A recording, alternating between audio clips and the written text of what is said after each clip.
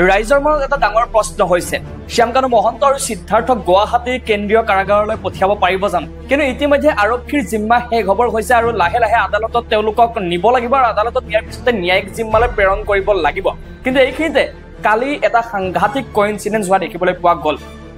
বহু মাহৰ পৰা দীপাংকৰ বৰ্মাৰ অৰ্থাৎ ডিপি ষ্টকবিলাক সেই যিটো ফ্ৰড আছিল সেই ফ্ৰডটোৱে বহু মাহৰ পৰা কাৰাগাৰত গুৱাহাটী কেন্দ্ৰীয় কাৰাগাৰতে কাৰাবাস খাটি আছে কিন্তু গৈ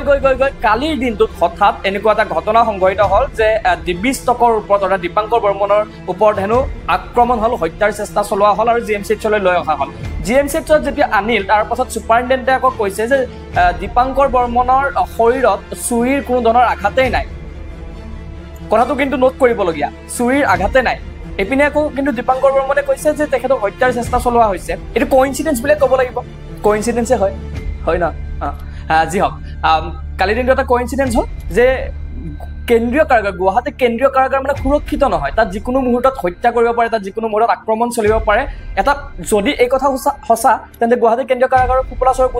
উদঙাই দিয়া হ'ল গুৱাহাটী কেন্দ্ৰীয় কাৰাগাৰ মানে এটা ডেঞ্জাৰাছ চিষ্টেম এটা হৈ আছে যিটোৰ কাৰণেও কিন্তু কাম কৰিব লাগিব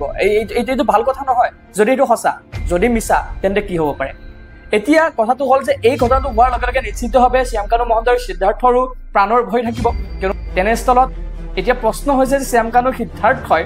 এনেকুৱা কিবা বাহানা উলিয়াব পাৰিব নেকি যাৰ ফলত সিহঁতে ক'ব যে আমি গুৱাহাটী কেন্দ্ৰীয় কাৰাগাৰত নাযাওঁ বা নাথাকোঁ তেনেকুৱা কিবা আইনী সুৰঙা আছে নেকি আমাৰ আইন বিশেষজ্ঞসকলে যদি কথাটো জনাব পাৰে বা বুজাই দিব পাৰে ভাল হ'ব কিন্তু এটা সাধাৰণ মানুহৰ মন এইটো কথা মই কোৱা নাই মানে মই সাধাৰণ মানুহৰ মনত এই মুহূৰ্তত এটা সৃষ্টি হোৱা সন্দেহ আৰু ভয়ৰ কথাহে কৈছোঁ